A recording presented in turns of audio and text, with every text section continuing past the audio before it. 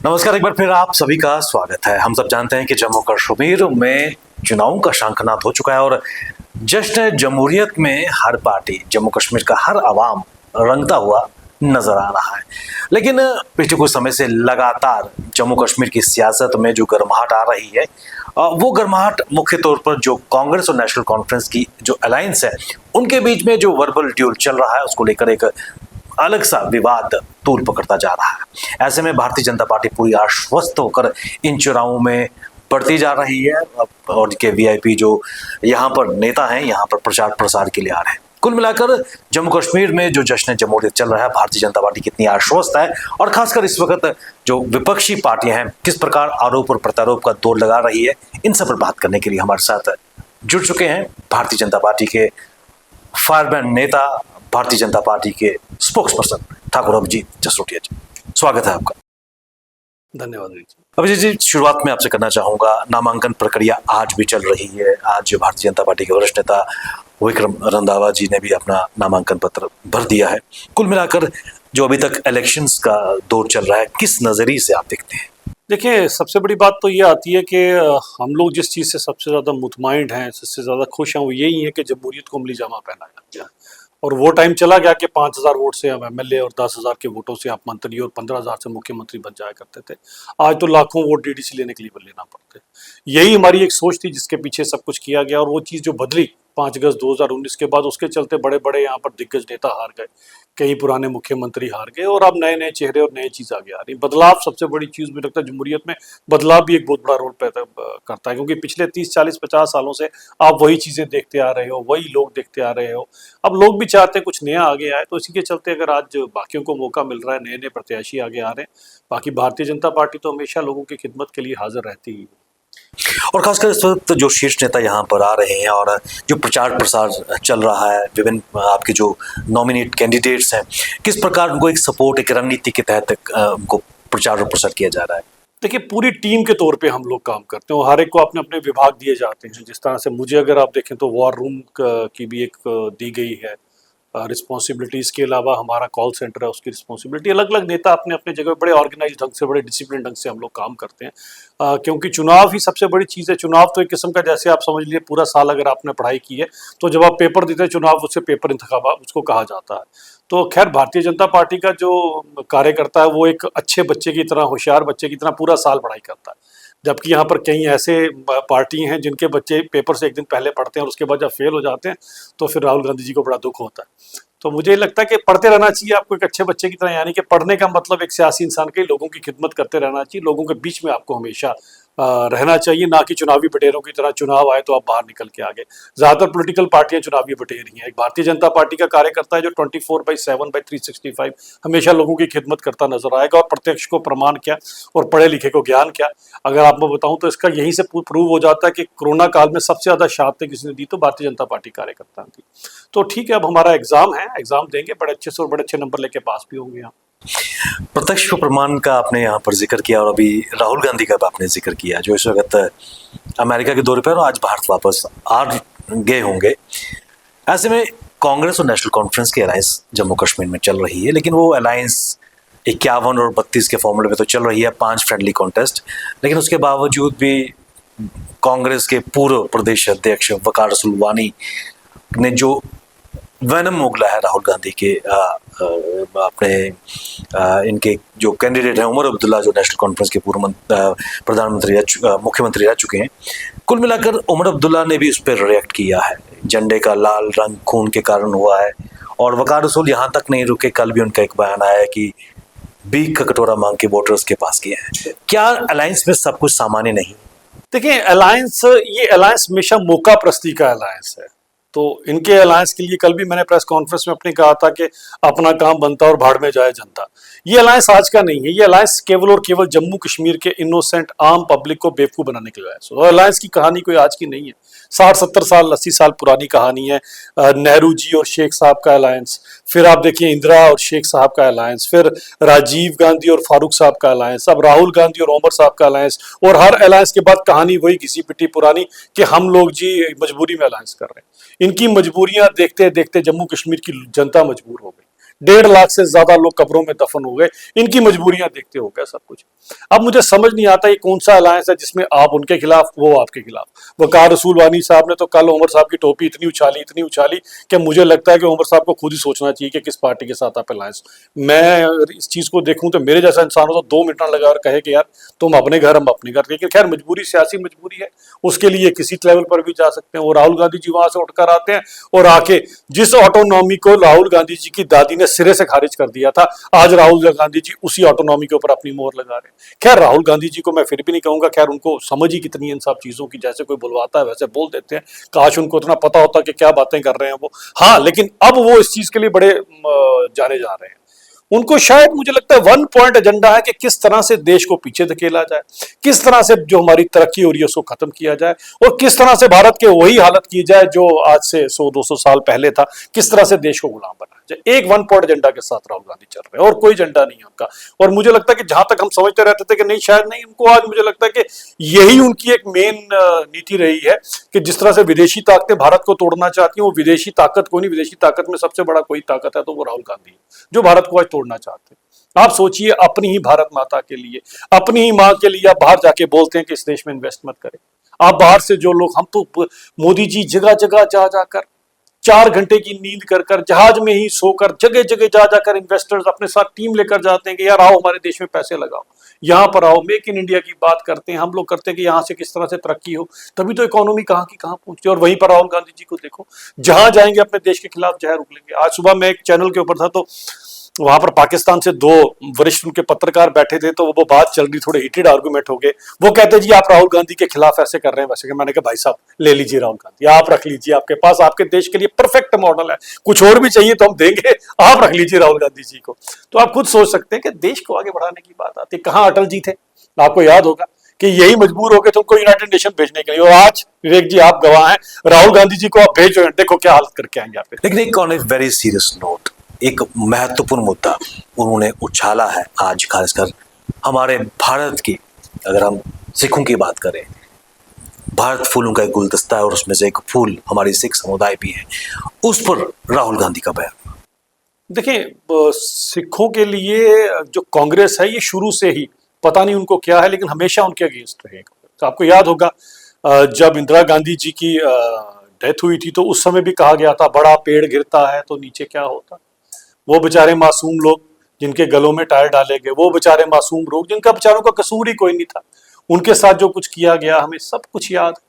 तो ये तो शुरू से ही इनके खिलाफ ये मोर्चा खोलकर बैठे हैं, आज कोई नई बात नहीं कर रहे हैं। ये तो कांग्रेस के, आप समझो कि इनके डीएनए में है कि हमेशा जो हमारे शूरवीर सिख हैं उनके खिलाफ कोई ना कोई बात करनी है। और आज आप कहाँ वॉशिंगटन में बैठ के अपने इनके खिलाफ बात कर रहे हैं। और अगर आप भारतीय जनता पार्टी की बात करो तो मैं तो वो 84 के टाइम का भी, अगर आपको याद होगा, उस समय खुशवंत सिंह जी जो शायद इन्हीं के एमपी राज्यसभा थे। अब क्या है कि कुछ बातें लोग करते नहीं है चैनल्स पे ऊपर। खुशवंत सिंह जी जो एमपी राज्यसभा थे, इसी कांग्रेस से थे, उन्होंने कहा था कि जब दंगे हुए थे तो अगर कोई इस समय मदद कर रहा था, कोई मलम पट्टी कर रहा था सिखों की, तो केवल और केवल चंद संघ के कार्यकर्ता थे जो ये काम कर रहे थे। उन्होंने ये ऑन द फ्लोर कहा, ये रिकॉर्डेड है उनकी स्टेटमेंट सारी की सारी। लेकिन दूसरी तरफ आप इनका हाल देख लीजिए जो कुछ इन्होंने किया है। तो बात ये आती है कि आज तो राहुल गांधी जी इतने अहंकार से भर चुके हैं। और वहीं गुरबानी में कहा कि बड़े बड़े हंकारियां था नानक गर्व गले, तो उनका गर्व जरूर गलेगा। आप देखना, ये जो 99 के आंकड़े पर आके कांग्रेस खड़ी है ना, तो अगर आपने सांप सीढ़ी खेली होगी तो 99 पे एक सांप भी रहता है। ये वही अहंकार का सांप है जो राहुल गांधी जी की पार्टी को काटेगा और अगली बारी 5 से 7 पे आपको नजर आएंगे। और ये इन शूरवीर कौम, जिसके कारण मैं कहता हूं आज हम सब के सब लोग जहां पर बैठे हैं, उस शूरवीर कौम के खिलाफ एक भी लफ्ज जो है वो सुनेगा नहीं, कोई नहीं सुनेगा इनकी ऐसी इस तरह की बात। हमें इतिहास अच्छी तरह से पता है, ये वो बलशाली लोग थे जिसके कारण आज हिंदुस्तान हिंदुस्तान। तो मुझे लगता है कि जब इस तरह की बात आप इनके खिलाफ करोगे तो ये गलत है। इस तरह के शब्द नहीं राहुल गांधी को यूज करने चाहिए। और हमें याद है आज भी जब अफगानिस्तान में जब इस तरह की बात हुई थी तो 5 गुरु प्रकाश जब वहां से हिंदुस्तान वापस लाए गए तो हमारे नेताओं में ओढ़ लगी थी कि कौन सबसे पहले गुरु प्रकाश के इतना सौभाग्यशाली होगा कि अपना शीश लगा सकेगा उसके साथ। तो हमारे लिए तो जो है, मोदी जी आपको देखिए जब पगड़ी डालते हैं तो कितने सुंदर लगते हैं, तो बड़े खुशी के साथ ये सब कुछ करता। तो हमारा तो पूरे का पूरा, हमारे तो भाई है। आप तो सोच लीजिए, पुराने अगर आप देखेंगे तो घर का बड़ा भाई जो होता था उसे सिख का बनाया जाता था छोटे भाइयों की रक्षा के लिए। तो हमारे लिए तो बड़े भाई का रूप निभाते हो। हमारा तो हमेशा, और मेरे तो खुद ही बड़ा शुरू से, क्योंकि मैं जमा पला इनके साथ हूँ, मैंने बड़ा आस्था मेरी आज भी हर एक चीज में है। तो मेरा तो बड़ा प्यार रहा है शुरू से। लेकिन हाँ, राहुल गांधी जी पता नहीं अब इनको क्या हुआ क्या नहीं हुआ, और वही अहंकार है जो ले डूबेगा इनको। और तस्वीर जो सत्य से है परे वो दिखाने का प्रयास किया जा रहा है। और खासकर अमेरिकन दौरे की अगर बात करें तो इल्हान उमर, वहाँ भी उमर उनके साथ में है, एक कांग्रेस वुमेन जो सोमालिया की है, फर्स्ट सेपरेटिस्ट को प्रमोट करती है और खालिस्तान को फेवर करती है। और जब उनकी वहाँ पर कांग्रेस जो थे उनसे जब मुलाकात हुई तो she was one of them. और उसको लेकर भी इस वक्त काफ़ी विवाद चल रहा है कि इल्हान उमर के साथ बैठना क्या ये रिप्रेजेंट करता है, क्या वो इस सेपरेटिस्ट विचारधारा से सहमत राहुल गांधी नजर आ रहे हैं। देखिए, मैंने वही फिर कहूंगा कि आप तो देख लीजिए इनके डीएनए में सब कुछ है। हफीज लोन शायद उनका नाम है, जो कल सेपरेटिस्ट लीडर है, जिसको इन्होंने, कांग्रेस ने अपनी टिकट दी हुई है। वो वही लीडर है जो प्लेबिसाइड की बात किया करता था। वो वही लीडर है जो हमारी भारतीय आर्मी के खिलाफ बात किया करता था। वही लीडर है जो 370 की बात किया करता था। सेपरेटिस्ट है, उसको आज राहुल गांधी जी की पार्टी ने, राहुल गांधी जी ने उसको टिकट दिया हुआ है। इनकी आइडियोलॉजी स्टार्टिंग से ऐसी, आप शुरू से इनकी आइडियोलॉजी को देखिए। का पीछे चले जाइए, जब इंदिरा गांधी जी भी थी उस समय, अगर आपको याद होगा, जब अफगानिस्तान में गई थी तो बाबर, जिसको अफगानिस्तान के लोग भूल चुके थे, नटवर लाल जी ने अपनी किताब में लिखा हुआ है, स्पेशली जाके बाबर की कब्र ढूंढी कहां पर है। बाबर, जिसे जाबर कहा जाता था, जिसने हिंदुस्तान में और हिंदुओं का कितना कत्ल किया है, उसकी स्पेशली कब्र ढूंढी, उसको साफ सफाई करवाई और सुबह वहां पर वो माथा टेकने गई है। तो आप सोच सकते हो कि बेसिकली शुरुआत से अगर आप देखें तो इनकी मंशा ही इस तरह की है कि किस तरह से हमारे देश को जो है क्षति पहुंचाई जाए। क्या ये मान के चले कि राहुल गांधी का और विवाद का चोली दामन का साथ है? क्योंकि अभी जब रामबन और बनिहाल में जनसभाओं को संबोधित किया था, डोगरा महाराजाओं की भी तौहीन। देखिए, ये तो बात आपके सामने है, और इसके लिए आज हर डोगरे को जवाब देना पड़ेगा। और खासकर वो डोगरे जो इस समय एनसीए कांग्रेस के साथ जुड़े हैं, मैं तो उनसे जवाब मांगता हूं कि वो शूरवीर महाराजा, और ये कोई महाराजा कोई आम महाराजा नहीं थे। हिंदुस्तान में तो बहुत सारे राजा महाराजा हुए, और आपको पता है हम हिंदुस्तान के बाकी राजा महाराजा जो थे मैक्सिमम खुद में ही आपस में लड़ाई करके और हिंदुस्तान के अंदर ही रहते थे। खैर, वो दौर ऐसा था। लेकिन ये हमारे जम्मू कश्मीर के जो शूरवीर राजा थे, आप इनकी बात कर लीजिए, हमारे सभी महाराजाओं की, इन्होंने भारत की सरहदें कहां स्कर्दू, कहां पर गिलगित बल्तिस्तान तक पहुंचाई थी। आज उन राजाओं की बात आप करेंगे, और ये वो राजा हैं जिसके कारण जम्मू कश्मीर आज हिंदुस्तान का हिस्सा है, वरना हम तो कहीं के कहीं और निकल जाते। आज उनका अपमान जब राहुल गांधी जी करते हैं, और ओमर अब्दुल्ला की तो ट्रैक रिकॉर्ड ही हमारे महाराजाओं की अपमान करने का, जो सांबा के लोगों ने सबक सिखाया था एक बार नेशनल कॉन्फ्रेंस को। मैं तो चाहूंगा आज जो डोगरा भी, जो डोगरा नेशनल कॉन्फ्रेंस और कांग्रेस के साथ जुड़ा, वो कम से कम एक बार अपने महाराजा की तरफ से देख ले। जो राहुल गांधी जी आपके महाराजा का अपमान कर रहे हैं, जो उमर अब्दुल्ला कहता है कि आपके महाराजा को यहां उठाकर मैंने लखनपुर के पार फेंक दिया, ऐसी पार्टियों के साथ अगर आप जाते हैं तो आप सबसे बड़े गुनाहगार हैं महाराजा। एक इंपॉर्टेंट चीज मैं आपसे जानना चाहूंगा, कल अल्टीमेटली इंजीनियर रशीद को इंटरिम बिल मिली है, और ये भी कहा जा रहा है, चाहे हम नेशनल कॉन्फ्रेंस की अगर बात करें या फिर जिस तरह पीडीपी अध्यक्षा महबूब मुफ्ती ने कहा है कि लोकसभा इलेक्शन से पहले ही चलता था कि जम्मू कश्मीर अपनी party People's Conference A B team है भारतीय जनता पार्टी की। अब ये कहा जा रहा है कि Awami Ittehad Party, Jamaat, they are the proxy candidates है, उनकी टीम है भारतीय जनता पार्टी। किस ढंग से रिएक्ट करें? विवेक जी, इस हिसाब से तो फिर अरविंद केजरीवाल तो भारतीय जनता पार्टी के हुए सबसे ज्यादा, उनको भी तो चंद दिन पहले, चुनावों से पहले बेल दी गई थी। नहीं, ये कानून है, देश कानून से चलता है, राहुल गांधी की समझ से नहीं चलता, ना उमर अब्दुल्ला के कहने पर चलेगा। देश कानून से चलता है, देश का कानून बेल दे रहा है, कानून के अकॉर्डिंग बेल है तो करें जो करना उसके अंदर। अरविंद केजरीवाल को जब बेल दी थी तब भी आपने कहा यही बात बोलनी चाहिए थी फिर आपको। तो अगर किसी को बेल मिली है, सबसे ऊपर आज भी कानून है। राहुल गांधी का और उमर अब्दुल्ला का इस कानून पे विश्वास हो ना हो, लेकिन एक आम इंसान आज भी जब एक दूसरे के साथ लड़ता है तो कहता है आई सी यू इन कोर्ट। तो ये देश के कानून की यही खूबसूरती है। देखिए, इसी कानून के कारण 370 से हमें निजात मिली है, और इनका कानून के ऊपर जो विश्वास है बड़ा सिलेक्टिव है। जब कभी कानून बोलेगा कि देश के कानून ने कहा कि चुनाव कराओ तो बहुत अच्छा है जी, जब कानून 370 की बात कहेगा हम मानते नहीं। तो इनके कानून की तरफ भी जो इनकी लॉयल्टी है, सिंसियरिटी बड़ी सिलेक्टिव है। मेरी मर्जी का कानून अगर फैसला देगा तो बड़ा अच्छा कानून, नहीं तो कोई बात नहीं जी, हम नहीं मानते इस कानून को। ये हम शुरू से इनको देखते हैं। और महबूबा मुफ्ती साहबा भी वही है 2008 का अमरनाथ लैंड रो में, जब हाई कोर्ट ने डिसीजन दिया हुआ था कि ये चंद श्रद्धालुओं को, बेचारे जम्मू के लोगों को, बाहर के लोगों को सर छत छुपाने की जगह दे दो बालटाल में, उन्होंने फाड़ के फेंका था। और उसके बाद जम्मू वर्सेस कश्मीर, डोगरा वर्सेस कश्मीरी करवाया गया था, और अमरनाथ लैंड रो में कितने महीने वो आग लगी रही थी। तो ये नेताओं को, उनका कुछ लेना देना नहीं है आम जनता के साथ। अभी तो मैं कहता हूँ ना, अपना काम बनता, भाड़ में जाए जनता। और ऐसे में क्या इंजीनियर रशीद की रिहाई या फिर सर्जन बरकती जो आज़ादी चाचा के नाम से भी मशहूर थे बुरहान वानी की न्यूट्रलाइजेशन के बाद वर्ष 2016 में, उनके आने से जो कश्मीर सेंट्रिक पार्टीज है, चाहे हम एनसी की बात करें, पीडीपी की बात करें, उनमें कुछ बेचैनी लग रही है। देखिए, यही मैंने आपको जैसे शुरू कहा कि वो जमाना चला गया ना 5,000 वोटों वाला। उस समय मुझे भी याद है चुनाव कैसे होते थे। ये अगर हमारे गढ़ है ये खोल के रखो, वो गढ़ है कहीं पर ग्रेनेड फेंकवा दिया, कहीं पर बंद करवा दिया। 7,000 वोट, 8,000 वोट, यहाँ पर ऐसे ऐसे 1200 1500 वोटों से लोग एमएलए छोड़ के मंत्री बने हुए हैं। तो वो टाइम अब बदल गया ना। अब जब आपको पता कि लाखों लोगों ने वोट डालना है, तभी तो उमर साहब हार गए, महबूबा मुफ्ती साहब हार गई। अब तो ये करेंगे, अब तो इस तरह की बात करेंगे, वो कहां से आ गए, ये कहां से आ गए। भाई जमहूरियत है, देश का अगर संविधान उन्हें इजाजत दे रहा है चुनाव लड़ने की, तो लड़ने दो ना। तुम में दमखम है तो तुम कोई नई बात करो। 60-70 साल बाद और 30 साल बाद महबूबा मुफ्ती भी 370 की बात करती है। कोई बड़े प्रोजेक्ट की बात करते, कोई नई चीजें। इस बारी अगर आया था मैनिफेस्टो बनाने की बात आई थी, उसमें 2-4 छलावे तो लिखे जो कभी ये पूरे नहीं करेंगे। उसके बाद ये क्या कहते हैं, फिर ऑटोनॉमी, फिर उसकी बातें करना शुरू हो गए। कौन सी सोच है आप लोगों की? अरे यार, ये तो लोगों को बता दो कम से कम, ये किस सोच से ग्रसित आप समाज को आगे ले जाने की बात कर रहे हो, पीछे धकेलने की बात कर रहे हो? तो ये इनकी बड़ी एक छोटी सी राजनीति है जिसे लोगों ने आज पीछे कर दिया। और इनको भी भली भांति पता है, भले उमर साहब है, महबूबा मुफ्ती साहब को बड़े अच्छे ढंग से एक बात पता है, ये मैं कहना चाहता हूं। इनको पता है कि हम लोग किसी भी तरह से पावर में नहीं आने वाले। और उमर साहब ने तो खुद कहा, मेरे पास तो ताकत नहीं होगी एसपीओ भी ट्रांसफर करने की। तो मैं पूछना चाहता हूं उमर साहब, फिर क्यों चुनाव लड़ रहे हो? फिर क्यों वो लोगों का वोट जाया करोगे? अरे लोगों को वोट डालने दो ना, जहां पर जिनके पास ताकत होगी, जिनकी सरकार आने वाली है, कम से कम उनका भला तो करेंगे। आपने क्यों जाया करना? ऐसे में उमर अब्दुल्ला ने भी भारतीय जनता पार्टी पर आरोप भी लगाया है कि भारतीय जनता पार्टी लगातार आजाद उम्मीदवार फ्लोट कर रही है, फील्ड में आ रही है, जिससे जो नेशनल कॉन्फ्रेंस या फिर कांग्रेस है उनके वोट भी टूटे। देखिए, जो आजाद है वो आजाद है। अब वो आपका गुलाम तो नहीं हो सकता ना, उसकी मर्जी है तो वो लड़ रहा है। अगर हमें लड़ाना ही हो तो हम कोई अपना प्रत्याशी खड़े करें ना। मैं अभी अनंतनाग की रैली कर कर आया हूँ, अनंतनाग वेस्ट की रफीक साहब लड़ रहे हैं, बहुत बढ़िया माहौल वहां पर। कैसा रिस्पॉन्स? मैं, आप देखिएगा मेरी रैली के शायद फोटोग्राफ्स अगर लोगों ने देखे होंगे, हजारों की तादाद में लोग आए हुए थे, दिल से लोग आए हुए थे। मतलब इतनी धूप थी वहां पर, उसके अंदर भी सारे के सारे लोग खड़े रहे और घंटा 1.5 घंटा हमारी तकरीरें चली हैं। लोगों के अंदर इतना एंथुसियाज्म है, लोग चाहते हैं किसी तरह से भारतीय जनता पार्टी की सरकार बने, किसी तरह से कमल का फूल जो यहाँ पर खिले। क्योंकि वो लोग अब उब चुके हैं इनसे, 60-70 साल की इनकी सियासत से कब से देखते आ रहे हैं। शेख साहब के, मरहूम शेख साहब के समय से, फिर फारूक साहब की 87 की रिगिंग, फिर महबूबा मुफ्ती साहबा ने जो कुछ किया, फिर इनका सब कुछ जो रहा, जो एजेंडे रहे वहां पर, जो उनके अलायंस रहे।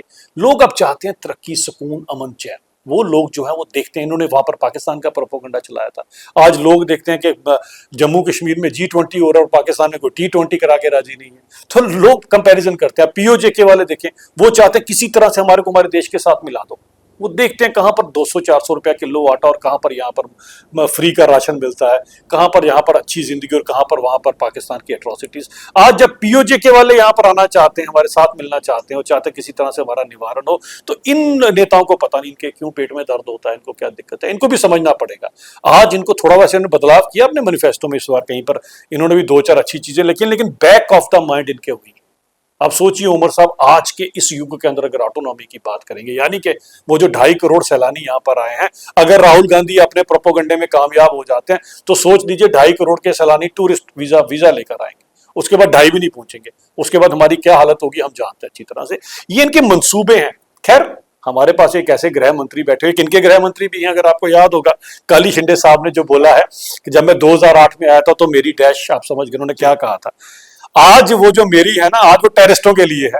वो जो बैठे हैं ना ऊपर अमित शाह साहब, आज टेररिस्टों का वो हाल होता है जो 2008 में शिंदे साहब का हुआ करता था। आज वो ताकत है हमारे पीछे बैठी, जिसको पता है कि जम्मू कश्मीर का क्या करना। तो हमें लगता है कि हम बड़े सेफ हैं मोदी जी के हाथों में, माननीय अमित शाह साहब के हाथों में। इसी कारण इनको दिक्कत ही यही हो रही है। और कल तो इनके शिंदे साहब ने इनके पूरे कच्चे चिट्ठे खोल दिए। उन्होंने बता दिया कि 2008 के अंदर हम फोटो ऑप्ट के लिए आते थे, लाल चौक में आते थे और मैं कहा जाता था जरा एक डाल लेकर शिकारा लेना, खबर बनेगी शाम को। ये तो खबरें बनाया करते थे। आज राहुल गांधी जी रात को 10 बजे आइसक्रीम की चुस्कियां ले रहे हैं लाल चौक में, अमित शाह साहब की वजह से, मोदी जी की वजह से। तो कम से कम धन्यवाद तो करो उनका यार। इतनी कृतज्ञता क्या है राहुल बाबा आप में? कम से कम एक बार तो बोल दो अमित शाह साहब thank you, Modi ji thank you, एक बार तो बोल दो। उमर अब्दुल्ला, क्या आपको लगता है कि शेखी ग्राउंड्स में है, यही कारण है कि पहले गांधरबल, उसके बाद बड़गाम से उन्होंने अपना नॉमिनेशन फाइल किया और बड़े फख्र से कह रहे हैं कि सरताज बरकती को हमने आउटफिट कर दिया, वो बीरवा से सोच रहे थे, हमने बड़गाम से दूसरा नॉमिनेशन फाइल किया। देखिए, उमर साहब फ्रस्ट्रेट हो गए। जब बारामूला से उनकी हार हुई ना, उनको पता लग गया कि लोगों ने अब छोड़ दिया हमारे को, तब वो समझ के फिर उमर साहब पहुंचे गांधरबल। गांधरबल में टोप उतारा उन्होंने। टोप उतारने के बाद भी उनको विश्वास नहीं था कि मेरे स्टंट के ऊपर लोग मेरे साथ नहीं चलेंगे। पहुंच गए कहां पर, आगारूला साहब का हाथ पकड़ा। आगारूला साहब कहते हैं बड़गाम से, कहीं ऐसा ना हो कि मैं कहीं हार ना जाऊं, क्योंकि उनको पता है कि लोग अब मेरे साथ नहीं है। तो मुझे लगता है कि ये उनको अब रियलाइजेशन हो चुकी है। आज वो जिस तरह की भी बातें कर रहे हैं, केवल और केवल इसलिए कर रहे हैं कि किसी तरह से मैं अपनी साख बचा लूं, किसी तरह से कुछ चंद सीटें आ जाए, कहीं हमारा भी नाम रह जाए पीछे, क्योंकि लोगों ने अब अच्छी तरह से समझ लिया। उमर साहब के बारे में सभी लोग बड़े अच्छी ढंग से जानते हैं, और आपको दूर क्या जाना, इन्हीं के अलायंस पार्टनर, और आज के अलायंस पार्टनर नहीं है, 50-60 साल कांग्रेस इनकी अलायंस पार्टनर रही है। ठीक है, बीच में कांग्रेस ने पीडीपी के साथ भी अलायंस बनाया था, लेकिन इनके अलायंस पार्टनर के अंदर आपके सामने वकार रसूल साहब कल बोलते हैं कि मेरे इलाके में 1 रुपया नहीं लगाया कभी कांग्रेस, मेरे इलाके में कोई तरक्की नहीं करी। भाई हम तो नहीं कह रहे, आप ही के भाई अलायंस पार्टनर बोल रहे हैं, बोल सकते ही रहे हैं वो, चलो शुक्र है, इसलिए मैं श्रेय देना चाहता हूं, कम से कम सत्य बोलने की हिम्मत तो कर रहे हैं कि आपने कुछ नहीं किया तो उनकी पार्टी ने भी कुछ नहीं है, लेकिन कम से कम इनको आईना तो दिखा रहे हैं। अब लोगों को यह देखना है कि इनकी असलियत क्या है। अब लोगों को देखो, अब्राहम लिंकन ने एक बार कहा था कुछ लोगों को कुछ देर तक, बहुत सारे लोगों को बहुत देर तक, नहीं हमेशा के लिए आप सबको बेवकूफ नहीं बना सकते। लेकिन राहुल गांधी जी को, उमर साहब को लगता है कि अब्राहम लिंकन ने कहा था बेकार है, वैसा कुछ नहीं, हम हमेशा के लिए इनको बेवकूफ बनाएंगे। अब पब्लिक है भाई साहब, पब्लिक तय करेगी क्या करना है क्या नहीं। लेकिन एक बात मैं कहना चाहता हूं कि तुझे इस बाजार का दस्तूर में बता नहीं सकता, बिक गया जो खुद वो खरीदार हो नहीं सकता। ये लोग खरीदार नहीं हो सकते कभी भी, इसलिए अमन सुकून सिख चैनी तरक्की से इनका कोई लेना देना नहीं। इनके लिए तरक्की केवल और केवल अब्दुल्ला परिवार, गांधी परिवार की तरक्की, आप लोगों की तरक्की नहीं होगी। मैंने अपने जलसे में, उसमें बहुत बड़ी भीड़ थी, मैंने एक बात पूछी थी इनसे कि भाई साहब अभी का तो छोड़ो, पुराना हिसाब किताब दे दो जरा कश्मीर के लोगों को। जम्मू वालों को तो आप हिसाब किताब दोगे नहीं, क्योंकि हमें आपने दिया भी कुछ नहीं था, लेकिन कश्मीर वालों को क्या दिया उसका तो जरा हिसाब किताब दे दो। करोड़ों अरबों खरबों रुपया कांग्रेस के टाइम में, खैर उस टाइम पे तो राजीव गांधी भी कहते थे कि 10 बेचते हैं तो 8 नीचे, 2 नीचे पहुंचते। चलो उस समय जो 10 आए थे उसमें से 2 तो आप तक पहुंचे, 8 कांग्रेस वालों ने ऊपर काट लिए होंगे। वो जो 2 है उसका हिसाब किताब दो। अगर आप वो 2 का भी हिसाब किताब दोगे तो एक कश्मीरी के खाते में 1 करोड़ रुपया बनता है। कहां गए पैसे, दिया कभी हिसाब किताब? लेकिन इस बार फिर से उनके पास पहुंच गए, और मुझे समझ नहीं आती कि लज्जा भी नहीं आती इनको। ये मतलब किस तरह से जा सकते हो आप लोगों के बीच में वोट मांगने? यार सोचो तो सही एक बार कि इन लोगों के हमने कितनी उत्पीड़ना की है।